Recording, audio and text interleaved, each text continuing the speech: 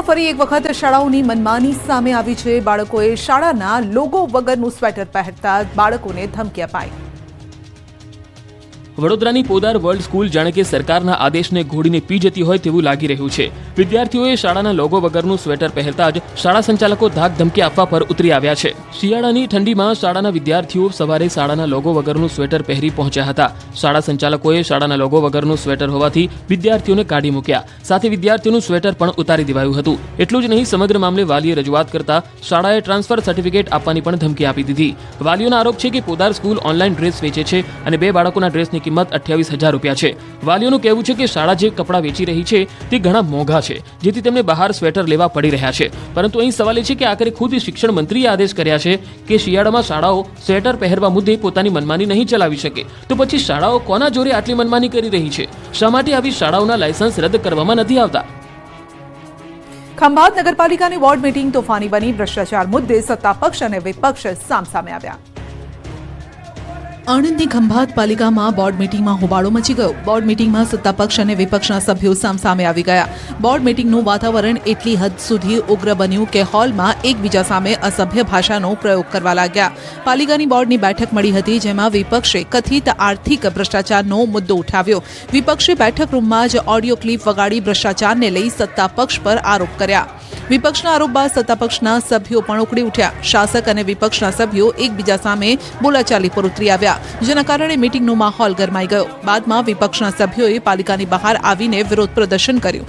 તેઓએ જાહેરમાં જ ભ્રષ્ટાચારની કથિત ઓડિયો ક્લિપ વગાડી સત્તાપક્ષને ઘેરવાનો પ્રયાસ કર્યો। જો કે વિપક્ષે જે ઓડિયો ક્લિપ રજૂ કરી હતી તેની પુષ્ટિ ન્યૂઝ 18 ગુજરાતી નથી કરતું। નવી બનેલી વાપી મહાનગરપાલિકામાં આસપાસના 11 ગામનો સમાવેશ કરતા વિરોધનો વંટોળ ઉભો થયો। તાજેતરમાં રાજ્ય સરકારે વાપીને મહાનગરપાલિકાનો દરજ્જો આપ્યો છે, જેમાં આસપાસના 11 જેટલા ગામનો સમાવેશ કરાયો। આ ગામડા પૈકી કેટલાક ગામના સ્થાનિકો તેનો વિરોધ કરી રહ્યા છે। વાંસદાના ધારાસભ્ય અનંત પટેલની આગેવાનીમાં કોંગ્રેસ કાર્યકર્તાઓ અને સ્થાનિકોએ પારડીમાં વિરોધ પ્રદર્શન કર્યું। તેમનો આરોપ છે કે મહાનગરપાલિકામાં સમાવેશ કરવાથી વેરા વધારા સહિત અન્ય મુશ્કેલીઓનો તેમને સામનો કરવો પડશે, જેથી તેમનો મનપામાં સમાવેશ ન કરવા માંગ કરાઈ। પારડીમાં યોજાયેલી રેલીમાં મોટી સંખ્યામાં લોકો જોડાયા। આ તરફ પારડી નગરપાલિકાની ચૂંટણી પણ યોજાઈ રહી છે, જેથી પોલીસ દ્વારા રેલીની પરવાનગી નહોતી અપાઈ। મંજૂરી વગર રેલી યોજાતા પોલીસે તેને અટકાવી। ધારાસભ્ય અનંત પટેલ સહિતના અગ્રણીઓએ 4 રસ્તા બ્રિજ નીચે બેસીને વિરોધ શરૂ કર્યો હતો। પ્રાંત કચેરી દ્વારા આવેદનપત્ર સ્વીકારવામાં આવે તેવી તેમની માંગ છે, જેને લઈ લાંબા સમય સુધી માહોલ પણ ગરમાયેલો રહ્યો। બોટાદ નગરપાલિકામાં ચૂંટણીનો સંગ્રામ જામ્યો છે। કેબિનેટ મંત્રી અને જિલ્લા પ્રભારી ભાનુબેન બાબરિયા બોટાદમાં પ્રચારનો પ્રારંભ કરાવ્યો। બોટાદ નગરપાલિકાની ચૂંટણીને લઈ ભાજપે પ્રચાર પ્રસાર તેજ કર્યો। ભાજપે બોટાદ જિલ્લાની જવાબદારી કેબિનેટ મંત્રી ભાનુ બાબરિયાને આપી, ત્યારે આજે તેઓ બોટાદના વોર્ડ નંબર 8, 9, 10 અને 11માંથી ચૂંટણી પ્રચારનો પ્રારંભ કરી રહ્યા છે। ભાનુ બાબરિયાએ ઢોલ નગાડા સાથે ડોર ટુ ડોર પ્રચાર શરૂ કર્યો। તેઓએ ભાજપના ઉમેદવારોને મત આપી અને જીતાડવા અપીલ કરી। ભાનુ બાબરિયાએ સ્થાનિક આગેવાનો સાથે ચૂંટણીને લઈ બેઠક યોજીને જરૂરી માર્ગદર્શન આપ્યું। ગત ચૂંટણીમાં ભાજપને બોટાદ પાલિકામાંથી 44માંથી 40 બેઠક પર જીત મળી હતી, ત્યારે આ વખતે ભાજપ બોટાદમાં ક્લીન સ્વીપના ઉદ્દેશ્ય સાથે મેદાનમાં ઉતરી છે। ભાનુ બાબરિયાએ આ વખતે પાલિકામાં તમામ 44 બેઠક જીતવાનો વિશ્વાસ વ્યક્ત કર્યો। જો કે આ વખતે પહેલાથી જ 10 બેઠકો પર ભાજપનો બિનહરીફ વિજય થયો છે, ત્યારે હવે 34 બેઠકો પર જીત માટે ભાજપ કોંગ્રેસ મથામણ કરી રહી છે। આગાહી પ્રમાણે રાજ્યના ખેડૂતો માટે માઠા સમાચાર। જાણીતા આગાહીકાર અંબાલાલ પટેલે શિયાળુ પાક પર પવનનો ખતરો તોડાતો હોવાની આગાહી કરી। અંબાલાલ પટેલે આગામી 3 દિવસમાં રાજ્યમાં ભારે પવન ફૂંકાવાની આગાહી કરી છે, જેના કારણે ઘઉં, બાજરી, મકાઈ તેમજ બાગાયતી પાક ઢળી પડશે તેવી આગાહી છે। અરબ સાગરમાં હિલચાલના કારણે રાજ્યમાં 15 થી 20 કિલોમીટરની ઝડપે પવન ફૂંકાઈ શકે છે। રાજ્યમાં હાલ ઠંડીમાં ઘટાડો થવાની પણ આગાહી છે। જો કે અંબાલાલનું કહેવું છે કે મધ્ય ગુજરાતના ભાગોમાં ઠંડીમાં વધારો થઈ શકે છે અને 10 ફેબ્રુઆરી બાદ મધ્ય ગુજરાતમાં ગરમી પણ વધશે। રાજ્યમાં 19 ફેબ્રુઆરી બાદ ઉનાળા જેવી ગરમીનો અનુભવ થશે। તાપમાન 35 ડિગ્રી સુધી પહોંચશે, સાથે માર્ચમાં ગરમીનો પારો 40 ડિગ્રી સુધી પહોંચવાની શક્યતા છે। જો કે 26 એપ્રિલથી રાજ્યમાં વિધિવત રીતે ઉનાળાની શરૂઆત થશે। મે માસમાં ગરમીનો પારો 45 ડિગ્રી પાર જવાની શક્યતા છે। સાથે જ પાડોશી રાજ્યમાં ગરમીનો પારો 50 ડિગ્રીએ પહોંચી શકે છે। મહિનાથી વલસાડમાં તરખાટ મચાવતી ચેઇન સ્નેચિંગ ગેંગને ઝડપી લેવામાં પોલીસને સફળતા મળી।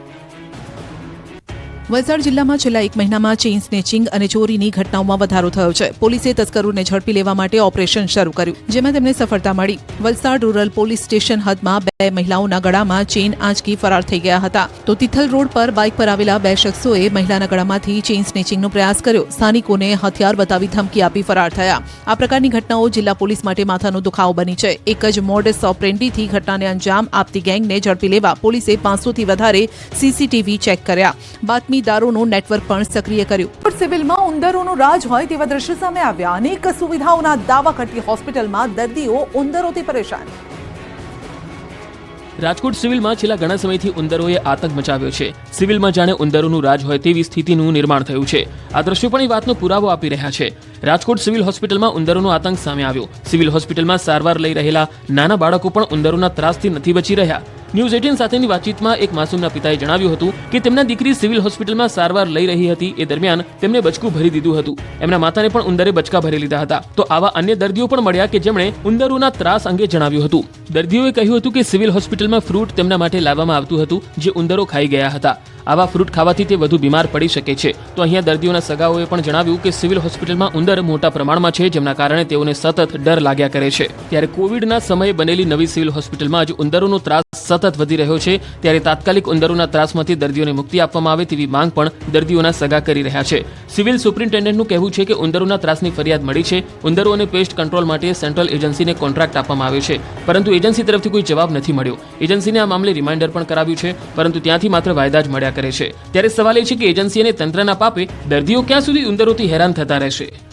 તરફ અસામાજિક તત્વો અને ખંડણીખોરો સામે સુરત પોલીસે કડક કાર્યવાહી કરી. સુરત પોલીસે ખંડણીખોર લલિત ડોડાની ધરપકડ કરી રીકન્સ્ટ્રક્શન કર્યું. લલિત ડોડાએ કામરેજના હોટલ માલિક પાસે 5 લાખની ખંડણી માંગી હતી. સાથે જ પાર્કિંગના વ્યવસાય સાથે ખંડણી માંગતો હતો. અગાઉ ધરપકડ કરાયેલા અલ્પેશ ડુંડા સામે પણ 8 અને લલિત ડુંડા સામે 12 ગુના દાખલ છે.